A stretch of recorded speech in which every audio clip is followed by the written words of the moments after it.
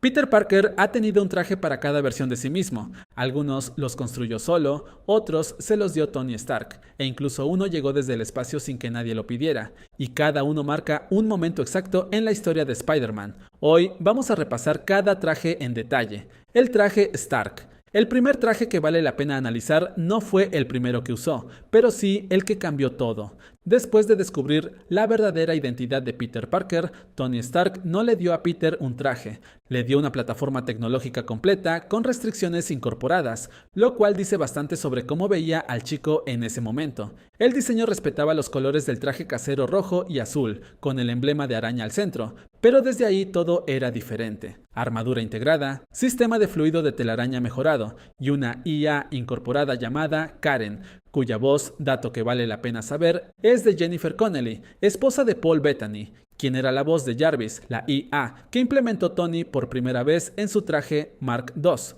básicamente la esposa de Jarvis. El problema es que Tony bloqueó deliberadamente la mayoría de las funciones del traje.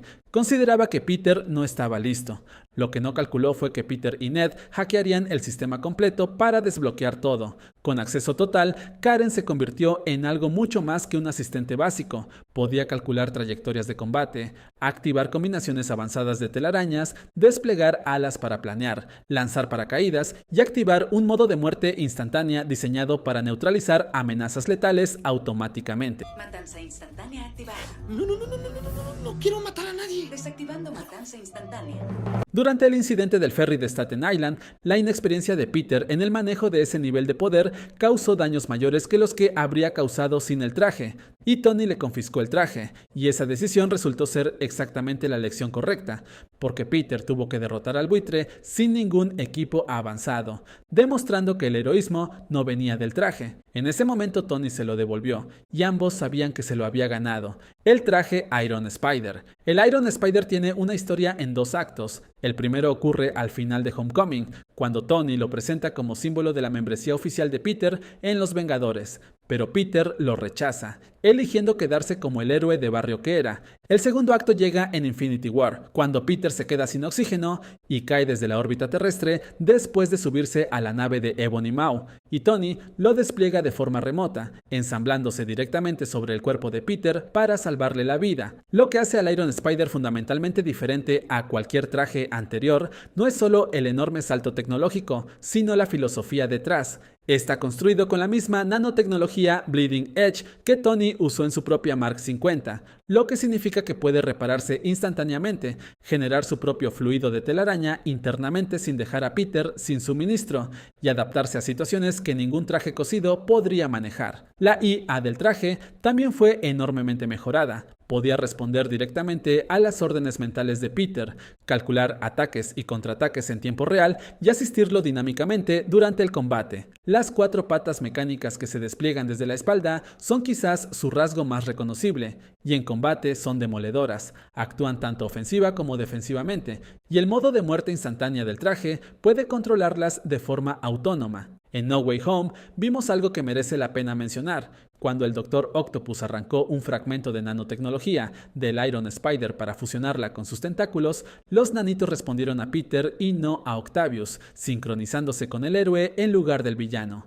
El traje literalmente eligió bando. El traje casero. Antes de que Tony le regalase a Peter el traje Stark con Karen integrada y las combinaciones avanzadas de telarañas, Peter Parker tenía 15 años, vivía en Queens y no tenía acceso a ningún laboratorio privado ni a la tecnología de Stark Industries. Lo que tenía era inteligencia suficiente para construir desde cero lo que necesitaba. El traje casero era exactamente lo que el nombre sugiere: ropa común de uso diario, un símbolo de araña pintado a mano sobre una sudadera y lanzatelarañas fabricados por él mismo usando químicos del laboratorio de química de su secundaria.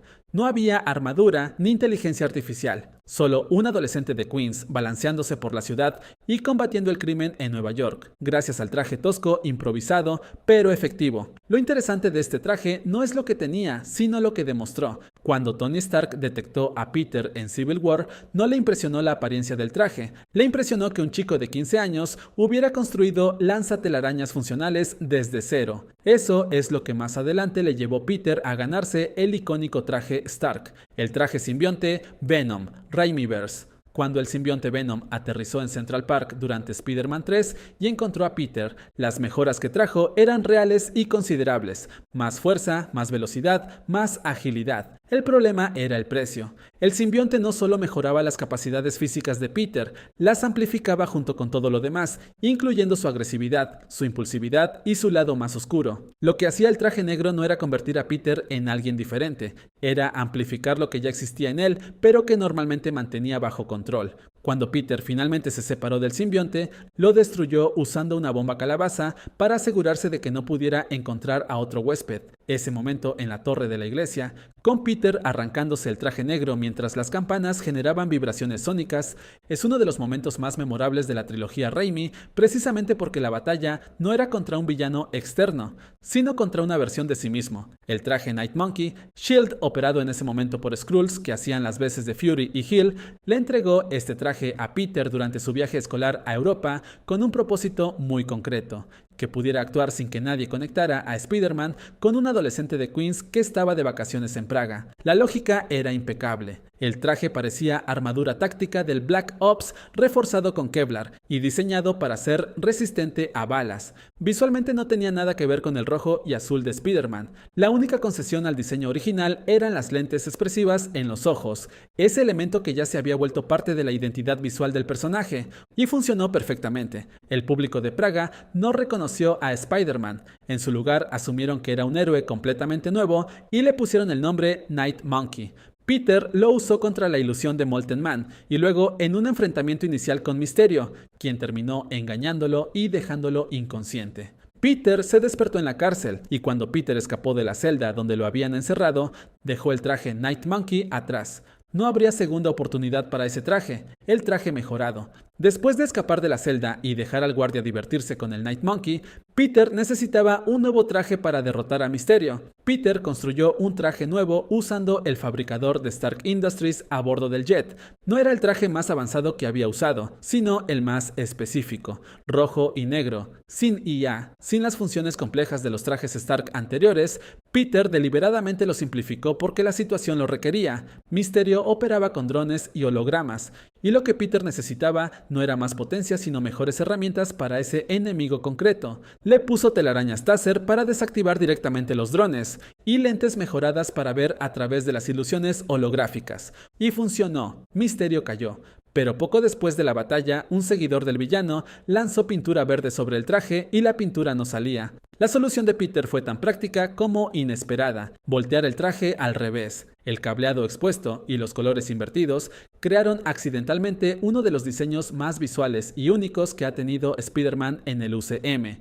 Un traje que empezó como solución de emergencia terminó siendo icónico por accidente. El traje integrado. El traje integrado es el resultado de una situación que nadie planeó. Cuando el Dr. Octopus llegó de su universo y se enfrentó a Peter, arrancó un fragmento de nanotecnología del Iron Spider. Como mencionamos antes, los nanitos respondieron a Peter y no a Octavius.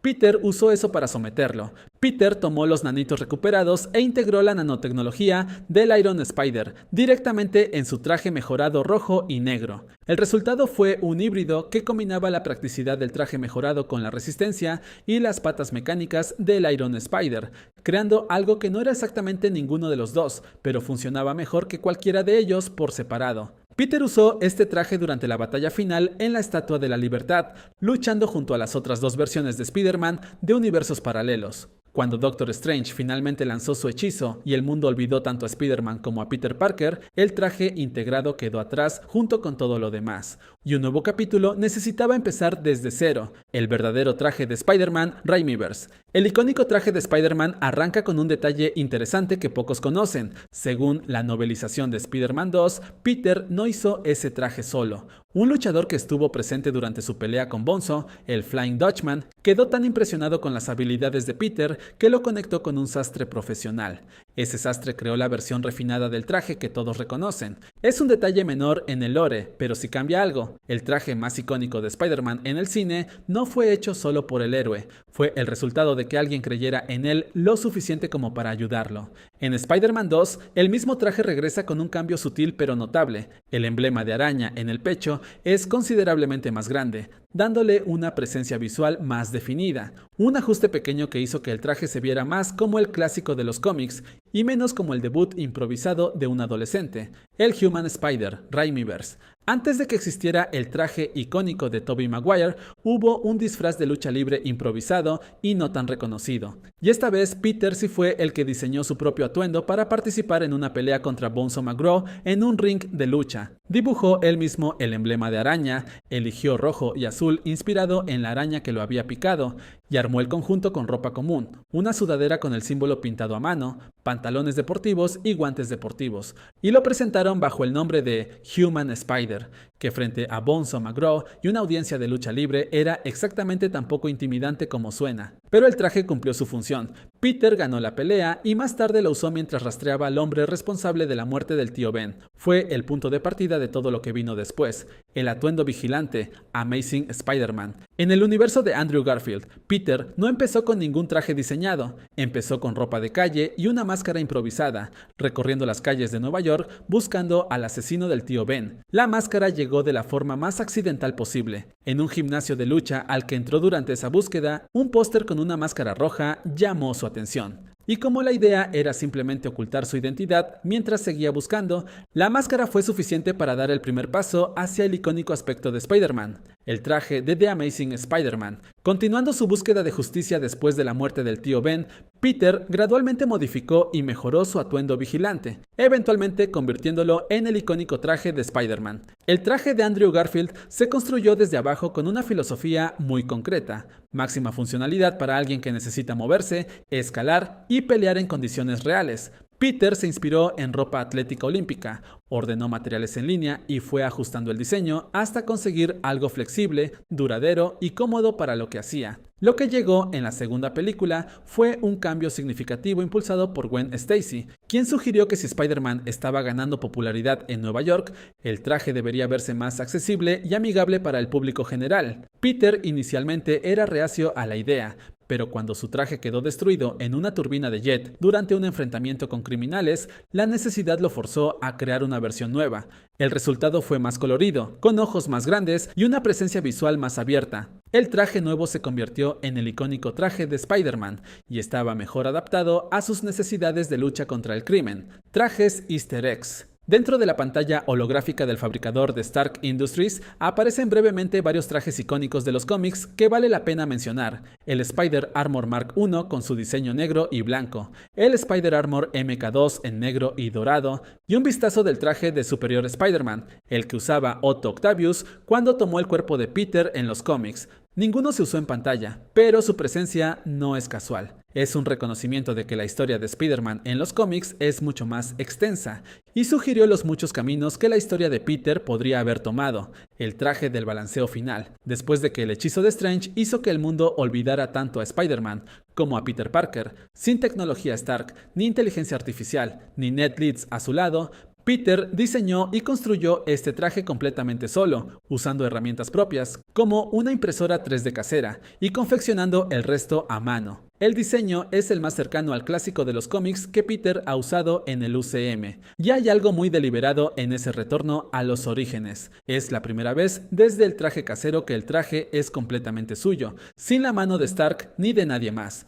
Lo que el traje pierde en tecnología, lo gana en algo que ningún gadget puede reemplazar. Significa que Peter Parker, sin apellidos famosos ni recursos institucionales, decidió en su nuevo comienzo depender únicamente de su propia inteligencia, habilidades y determinación como Spider-Man. Esto es todo sobre los trajes de Spider-Man. Si te gustó el video, ya sabes, un like no viene mal, y hazme saber cuál de todos estos trajes es tu favorito.